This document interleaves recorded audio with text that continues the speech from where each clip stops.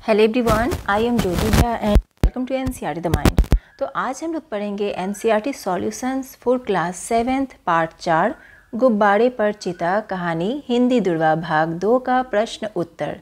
तो चलिए पढ़ना स्टार्ट करते हैं। तो पहले हम चैप्टर का शब्दार्थ देख लेते हैं। शब्दार्थ यानी कि शब्दों का अर्थ जो हम पढ़ते हैं, हम जानते हैं कि लेकिन हम अर्थ नहीं जानते। ठीक है, तो हम देखते हैं ये है नाहक। तो नाहक का क्या अर्थ होगा? बेकार में। दरिया, दरिया यानी कि नदी। जानदार यानी कि ताकतवर। सलाह यानी कि मशवरा या राय। आकर्षक यानी कि दूसरों का ध्यान अपनी ओर खींचने वाला। ठीक है, उसके बाद तमाशा। तमाशा मीन्स क्या हुआ? मनोरंजन। ठीक है, इश्तिहार, विज्ञापन। फिक्र यानी कि चिंता, बेतहासा, तेजी से या फिर बिना इधर उधर देखे। दुर्दशा यानी कि बुरी हालत। गणित, हिसाब। जामा यानी कि कपड़ा। ठीक है, तो इस तरीके से इसे बना लेंगे। ठीक है, शब्दार्थ है, इसका अर्थ जान लेंगे। इस तरह से ये जो है ना आपको एग्ज़ाम में भी पूछ सकता है, इसीलिए आपको शब्दों का अर्थ आना चाहिए। अब है प्रश्न उत्तर। ठीक है, तो देखिए प्रश्न क्या है कि हेड मास्टर साहब ने बच्चों को सर्कस में जाने से क्यों मना किया होगा? तो क्यों मना किया होगा? उत्तर लिखेंगे कि हेड मास्टर साहब सर्कस में होने वाले खेलों को जानते थे। सर्कस वाले होने वाले करतबों को बढ़ा चढ़ाकर विज्ञापन में दिखाते हैं। जंगली जानवरों के होने से बच्चों के लिए खतरा भी बना रहता है, इसलिए उन्होंने बच्चों को सर्कस में जाने से मना किया होगा। ठीक है, ख नंबर है कि सर्कस के बारे में कौन कौन सी अफवाहें फैली हुई थी? तो सर्कस में शेर और बकरी एक बर्तन में पानी पिएंगे, हाथी पैर गाड़ी पर बैठेगा, तोता बंदूक छोड़ेगा और बनमानुष बाबू बनकर मेज पर बैठेगा। सर्कस के बारे में ऐसी अफवाहें फैली हुई थी। ठीक है, इसके बाद है ग नंबर में कि बलदेव सर्कस में जाकर निराश क्यों हो गया? तो बलदेव को लगा था कि शक्तिशाली जंगली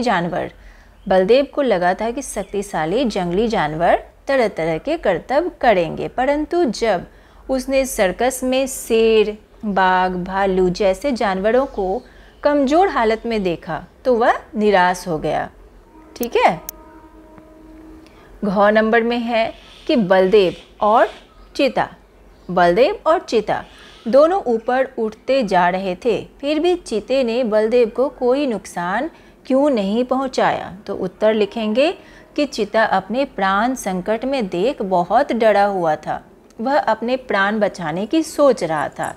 उस समय वह अपना सारा चीतापन भूल गया था, इसलिए उसने बलदेव को कोई नुकसान नहीं पहुंचाया। ठीक है, ई नंबर में अब देखिए कि कहानी के इस वाक्य पर ध्यान दो। ठीक है, तो क्या है कहानी का जो वाक्य है? इतने में उसे एक बड़ा भारी गुब्बारा दिखाई दिया। ठीक है, इतने में उसे एक बड़ा गुब्बारा दिखाई दिया। तुम्हें क्या लगता है कि गुब्बारा भारी होता है? लेखक ने उसे भारी क्यों कहा है?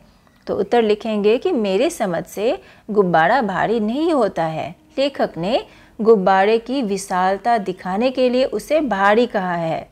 भारी कहकर लेखक गुब्बारे के बड़े आकार की ओर इशारा कर रहे हैं।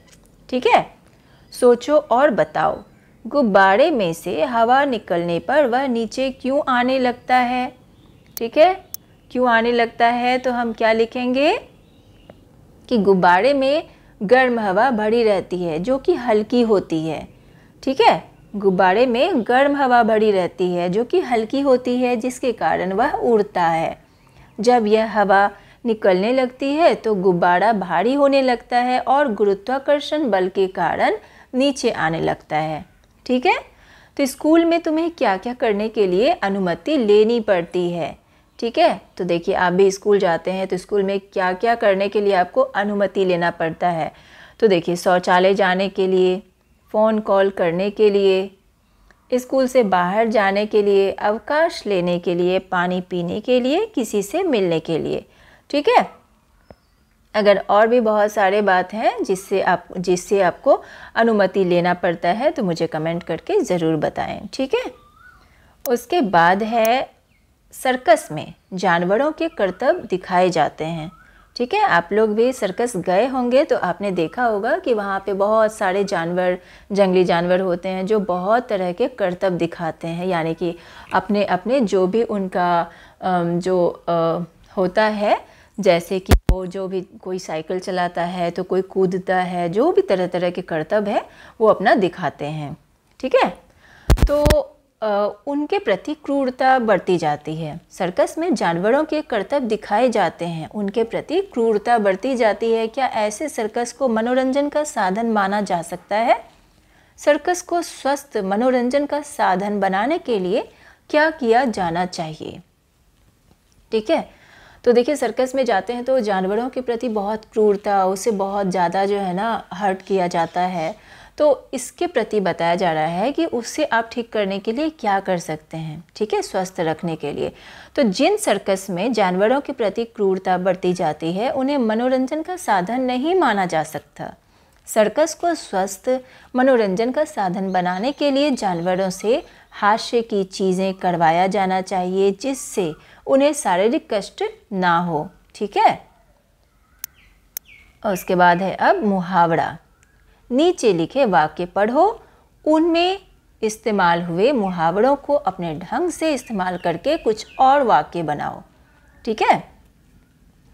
तो देखिए जैसे कि यहाँ पर है कि बलदेव के तो होश उड़े हुए थे, ठीक है। तो बलदेव के तो होश उड़े हुए थे। अब इसे अगर आप बनाएंगे दूसरा शब्द में तो क्या वाक्य बनाएंगे? पुलिस को देखते ही चोरों के होश उड़ गए, या कुछ और।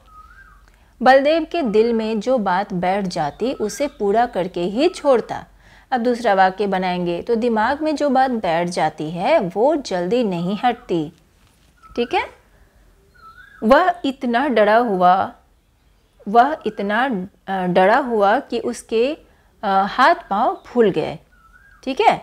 तो देखिए जंगल में शेर की दहाड़ सुनकर मोहन के हाथ पांव फूल गए, ठीक है, इस तरह से लिख सकते हैं।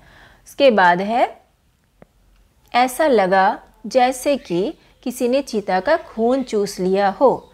तो मालिक ने नौकर से काम करवा कर खून चूस लिया है। बलदेव का दिल कांप उठा।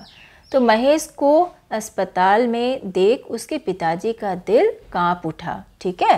तो इस तरह से आपको मुहावरा का आपको अर्थ यानी कि वाक्य बनाना है, ठीक है। तो इस तरीके से आपका ये जो प्रश्न उत्तर था वो कंप्लीट हो चुका है। कैसा लगा आपको पढ़ के मुझे ज़रूर बताइए।